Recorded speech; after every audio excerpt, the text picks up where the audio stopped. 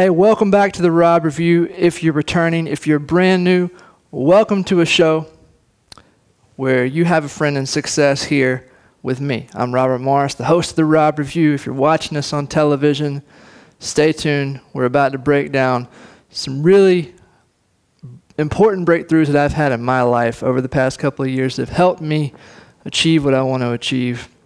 If you're watching online, if you're watching on YouTube, follow along. And make sure that you subscribe to the channel and hit that notification bell so that you can get notified of new content if you find it helpful. And if you find it helpful, leave a comment, email me. We'll talk about that more later. But right now, I want to break down for you, over the next 15 or so minutes, what I call the Big Three.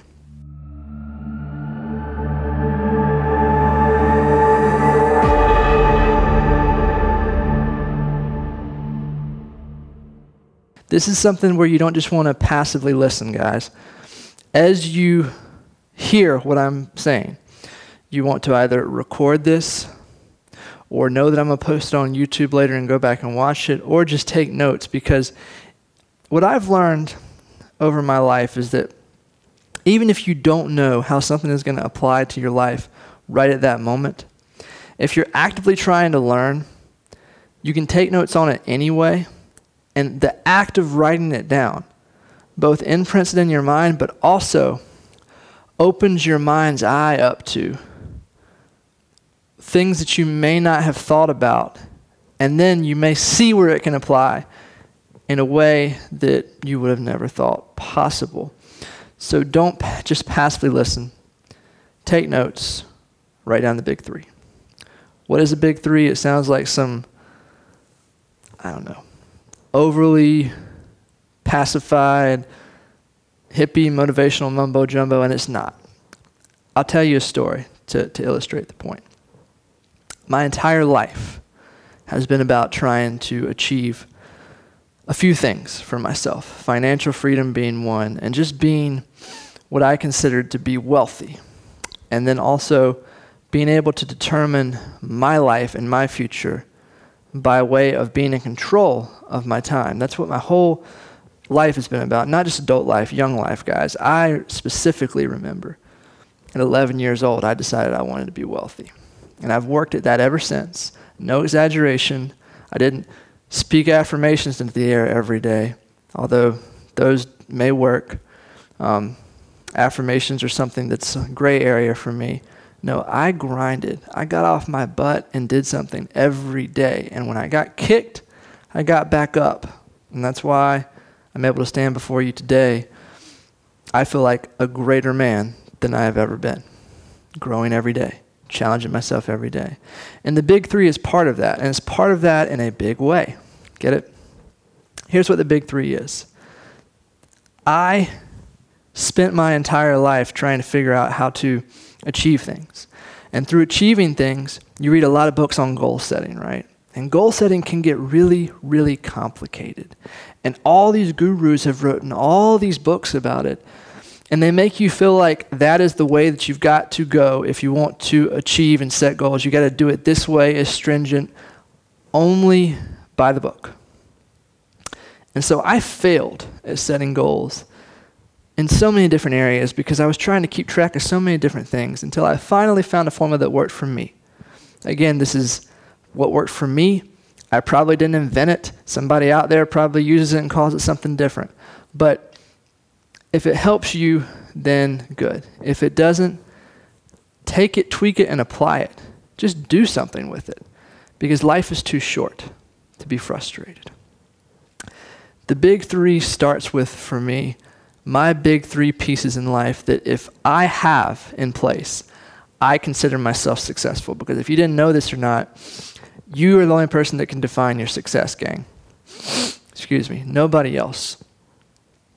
And you run into problems when you let other people define it. So what is your Big Three?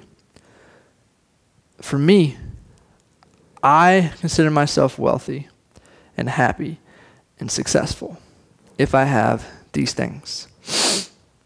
If I have my health, if I have family, and if I have freedom.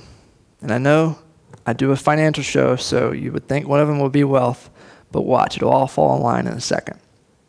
So for me, ladies and gentlemen, if I have a happy, healthy family, if I'm healthy myself, and if I've got my freedom, I'm successful. Okay?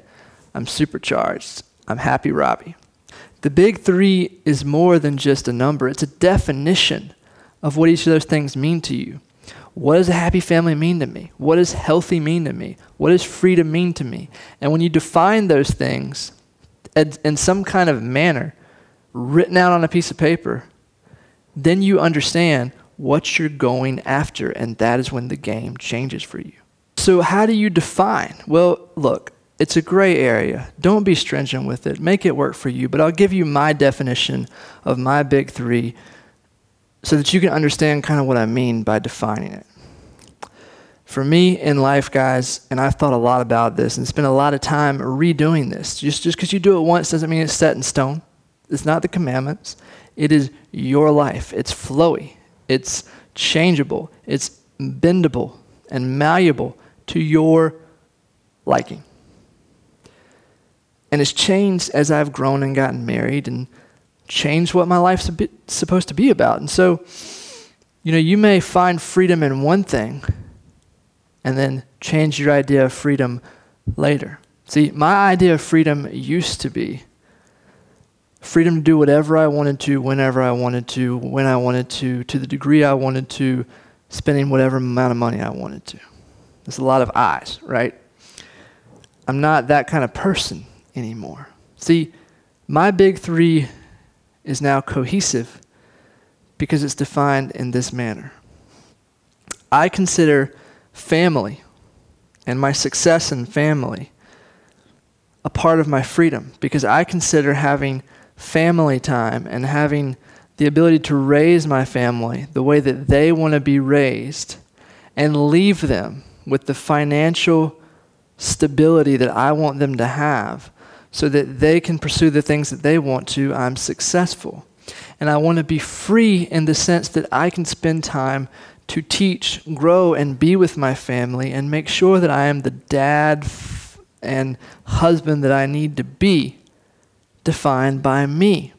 And the health piece is simply, I want to be able to provide for myself the best health care that I can afford and need to be the person that I need to be for my kid, to be healthy for my kid, to be healthy for my wife, to be fit and mentally there, and to be able to lead them, I have to stay healthy. And to be able to stay healthy, I have to be able to afford the health care I need. And to be able to stay healthy, I also have to be able to make health a priority by allotting time to that. So the freedom piece, the time and the money, allows me to stay more healthy and allows me to provide for my family and be the leader I need to be there and be the person I need to be there. So it's a cohesive unit. I define my success in three prongs that fit together. Does that make sense? I really hope it does. And so my success is ever flowing. I'm constantly working towards that. But I can only know that I'm successful if I'm working towards those things and I see myself getting closer. So I've defined where I want to go. I define what it means when I get there and what it's going to look like. And so now how does the big three help me get there? It allows me to break it down in 3-year increments. I know from now until 2023 what I'm doing to get to where I want to be. And then at 2023, I'm going to evaluate how close I am, whether I surpassed my desires and achievements, or whether I hit the goal. Right now, as I'm tracking, I'm going to surpass them. And so when I get to 2023, if that still has happened, I'll reevaluate based upon what I want to do for the next 3 years. Now, I take time to do that. And I only do that in a small setting where I can get away from the world. And now this is just me. You can be whatever religious persuasion you want to, but for me, when I set like a 3-year time frame for my life, I take a lot of time and think about it. And I write down a lot of things and evaluate every aspect of my life and where I'm at, and what I want to keep, what I want to get rid of, what I want to have more of, what I want to have less of, all those things. And I do that best for me because of my belief in God when I feel like I'm close to Him and I'm in prayer with my God, right? And so it's at the beach for me.